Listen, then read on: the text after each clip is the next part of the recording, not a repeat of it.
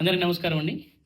So, ఈ వీడియోలో మెయిన్‌గా మీరు థంబ్‌నెయిల్‌లో చూసినట్టు తెలంగాణలో పోలీస్ నోటిఫికేషన్స్ ఎప్పుడు రావచ్చు?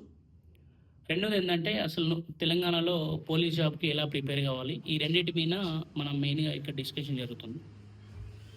అయితే ఇక్కడ మెయిన్‌గా మీరు చూస్తే అంటే రీసెంట్‌గా మీరు అబ్జర్వ్ చేస్తే తెలంగాణలో టీఎస్ఎల్‌పీఆర్‌బీ నుంచెల్లి ఓన్లీ పోలీస్ నోటిఫికేషన్సే కాకుండా వేరే నోటిఫికేషన్స్ కూడా ఇస్తున్నారు. దానికి ఎగ్జాంపుల్ ఏందంటే టీజీఎస్ ఆర్టీసీ. మన తెలంగాణ ఆర్టీసీ నోటిఫికేషన్స్ అనేటివి తెలంగాణ పోలీస్ బోర్డ్ నుంచెల్లి వచ్చాయి. అలాగే పేర రిక్రూట్మెంట్‌లో మనకు ఈ ఎక్సైజ్ కానిస్టేబుల్‌కి సంబంధించినవి కూడా సేమ్ పోలీస్ డిపార్ట్మెంట్ నుండి వచ్చాయి. అంటే ఇప్పుడు ఇక్కడ మీరు అర్థం చేసుకోవాల్సింది ఏందంటే, మీరిప్పుడు తెలంగాణ పబ్లిక్ సర్వీషన్ అయినా, లేకపోతే తెలంగాణ పోలీస్ బోర్డ్ అయినా, ఈ రెండిటి నుండి అయినా కూడా మీరు పోలీస్ బోర్డుకు ప్రిపేర్ అయ్యే వాళ్ళు సేమ్ స్టైల్ ఆఫ్ సిలబస్ వీళ్ళు ఇస్తారు. అది టీఎస్ఆర్టీసీకైనా లేకపోతే ఎక్సైజ్ కానిస్టేబుల్‌కైనా ఎట్లా ఇచ్చారో అలానే ఇస్తారు. సో, ఈ 2 ప్రిపేర్ అయ్యేటప్పుడు కొంచెం వీటిని ఈక్వల్ బ్యాలెన్స్ చేస్తూ ప్రిపేర్ అవ్వండి.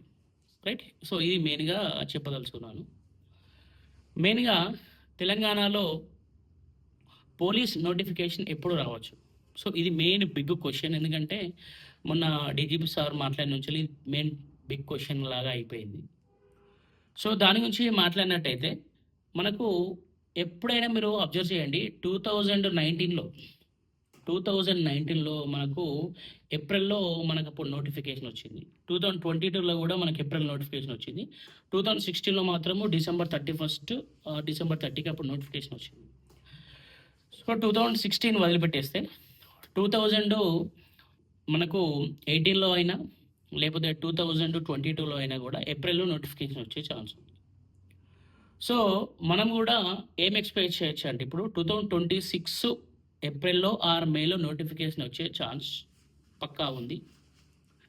రెండోదేంటంటే మనకు నోటిఫికేషన్ వచ్చిన తర్వాత ఆగస్ట్‌లో ఎగ్జామ్ జరుగుతది మనకు. ఆగస్ట్‌లో ప్రిలిమ్స్ ఎగ్జామ్ జరుగుతది. సో, ఈవెంట్స్ డిసెంబర్, జనవరిలో జరుగుతాయి. మళ్ళీ మెయిన్స్ ఏప్రిల్‌లో జరుగుతుంది. అంటే మీరు ఇక్కడ అబ్జర్వ్ చేయండి. నోటిఫికేషన్ వచ్చిన టైం నుండి ఎగ్జాక్ట్ వాళ్ళు 1 ఇయర్ లోపటనే ఈ నోటిఫికేషన్‌ని ఫినిష్ చేస్తారు. రైట్?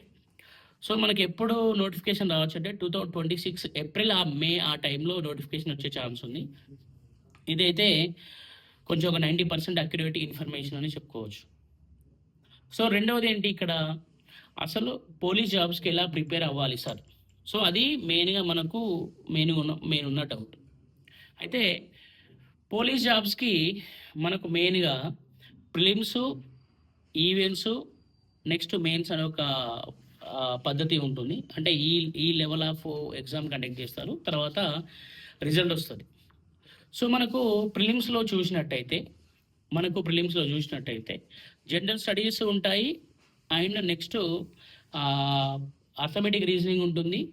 నెక్స్ట్ ప్యూర్ మ్యాథ్స్ కొన్ని క్వెషన్స్ ఉంటాయి. సో, ఇవి క్యుములేటివ్‌గా ఇవన్నీ కలుపుకొని 200 క్వెషన్స్ ఉంటాయి. 200 మార్క్స్. సో, బేసిక్‌గా ఇక్కడ ఎట్లా కట్ ఆఫ్ ఉంటాయంటే ప్రిలిమ్స్‌లో ఓపెన్ వాళ్ళకి 40%, బీసీ వాళ్ళకు 35%, నెక్స్ట్ ఎస్సీ, ఎస్టీ వాళ్ళకి 30% ఉంటుంది. సో, బేసిక్‌గా ఈ కట్ ఆఫ్ తీసుకొని చేస్తారు. అంటే ఓపెన్ వాళ్ళకైతే 80 మార్క్స్ రావాలి. బీసీ వాళ్ళకైతే 70 మార్క్స్ రావాలి. ఎస్సీ, ఎస్టీ వాళ్ళకైతే 60 మార్క్స్ రావాల్సి ఉంటుంది. సో, ఇది బేసిక్ కట్ ఆఫ్ తీస్తారు. కట్ ఆఫ్ ఇది వ్యారీ కాదు. ఆ మార్క్స్ వచ్చిన వాళ్ళను తీస్తారు. నెక్స్ట్ ఏంటి ఈవెంట్స్. సో, మనకి ఫిజికల్ ఈవెంట్స్ ఉంటాయి. సో, ఫిజికల్ స్టాండర్డ్స్ ఉంటాయి. ఫిజికల్ స్టాండర్డ్స్‌లో మినిమమ్ హైట్ ఇంత ఉండాలంటారు. అది ఇప్పుడు 166.6 లేకపోతే 167.5 సంథింగ్ ఏదో ఉంది. అది నాకు కొంచెం ఐడియా లేదు. అది చూసుకోండి. ఆ హైట్ ఫస్ట్ ఈవెంట్స్‌కి పోయినప్పుడు ఆ హైట్ ఉన్న వాళ్ళే 800 అయినా లేకపోతే షార్ట్ పుట్ అయినా, లాంగ్ జంప్ అయినా చేయాల్సి ఉంటుంది. ఆ హైట్ రీచ్ కాని వాళ్ళను రిజెక్ట్ చేసి పంపించేస్తారు. ఎవరైతే ఈ పోలీస్ జాబ్‌కు ప్రిపేర్ అవుతున్నారో వాళ్ళు ముందు ఆ హైట్ చూసుకోండి. ఈ హైట్ అంటే పర్ఫెక్ట్ హైట్ ఉన్నానా నేను లేదా అని చెప్పేసి చూసుకోండి. ఒకవేళ హైట్ లేని వాళ్ళు మాత్రము ప్రిపేర్ కాకండి. అంటే కొంచెం డిఫరెన్స్ 1 ఇంచ్, 2 ఇంచెస్ డిఫరెన్స్ ఉంటది. అది ఏం కాదు, ఇబ్బంది ఏముండదు. కానీ మరీ ఎక్కువ డిఫరెన్స్ ఉన్న వాళ్ళైతే కొంచెము ఇబ్బంది అవుతుంది. ఎందుకంటే కొంచెం డిఫరెన్స్ సెంటీమీటర్స్‌లో పాయింట్ డిఫరెన్స్ ఉన్న వాళ్ళు కొంచెం హెయిర్ పెంచుకొని పోతారు. అదంతా తెలిసిందే అందరికీ. సో, ఇది ఈవెంట్స్. ఈవెంట్స్ అయితే బాగా ప్రాక్టీస్ చేయాల్సి ఉంటది. వీటి గురించి మళ్ళీ మాట్లాడుకుందాం. నెక్స్ట్ చూసినట్టయితే మెయిన్స్‌లో మనకు ఎస్ఐ, కానిస్టేబుల్. సో, ఈ 2 డివైడ్ చేస్తే ఎస్ఐ, కానిస్టేబుల్ 2 డివైడ్ చేస్తే ఎస్ఐకి మనకు ఇంగ్లీషు, తెలుగు క్వాలిఫైయింగ్ పేపర్స్ ఉంటాయి. జనరల్ స్టడీస్ పేపర్ ఉంటుంది. నెక్స్ట్ మ్యాథ్స్ పేపర్ ఉంటుంది. అంటే arithmetic, reasoning, pure maths paper ఉంటుంది. ఇంగ్లీష్‌కి నెక్స్ట్ తెలుగుకి క్వాలిఫైయింగ్ అవి పక్క పెట్టేస్తే జనరల్ స్టడీస్ ఏమో మనకు 200 మార్క్స్‌కి ఉంటుంది. Next arithmetic, reasoning, pure maths ఏమో 200 మార్క్స్ ఉంటాయి. అంటే 400 మార్క్స్‌కి మీరు బెస్ట్ ఎంత స్కోర్ చేస్తే ఆ కట్ ఆఫ్‌ని బట్టి మీకు ఏ జాబ్ వచ్చే ఛాన్స్ ఉంటుంది. అయితే ఇక్కడ మనకు ఈ మీకు 400 ఔట్ ఆఫ్ ఎంత వచ్చాయనేది ప్లస్ ఈవెంట్స్‌లో మీరు స్కోర్ చేసిన 2 మార్క్స్ తీస్తారన్నట్టు. అంటే ఇప్పుడు ఈవెంట్స్‌లో ఫర్ ఎగ్జాంపుల్ 80 మార్క్స్ వచ్చాయనుకోండి. ఇందులో ఒక 236 మార్క్స్ వచ్చాయనుకోండి. ఈ 236 మార్క్స్‌ని బై 2 చేస్తారు. అంటే అది 118 ప్లస్ 80 అంటే 198 అలా చూస్తారు. ఓకేనా?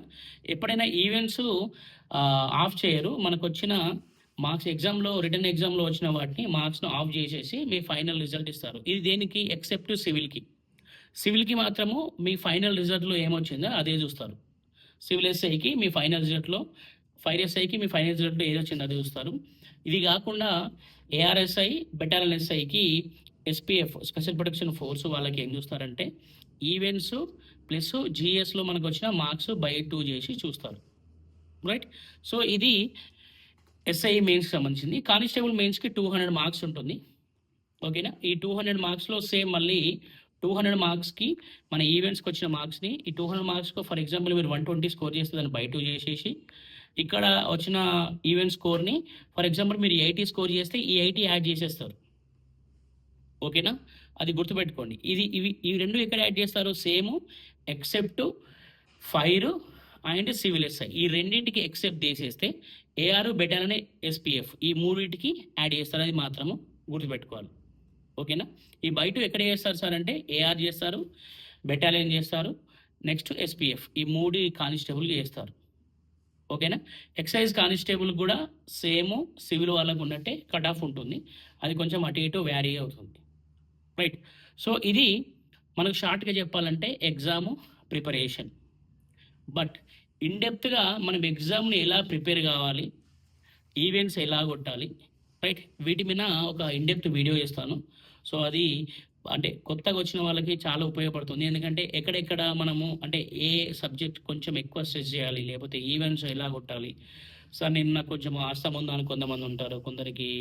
కొందరు అంటే హార్ట్ ప్రాబ్లమ్స్ వాళ్ళు ఉంటారు. సో, అలాంటి వాళ్ళకు ఎలాంటి సూచనలు పెట్టుకొని వెళ్ళాలి. ఎందుకంటే ఈవెంట్స్ అనేటివి చాలా కొంచెం రిస్క్‌తోని కూడుకున్న పని ఎవరైనా.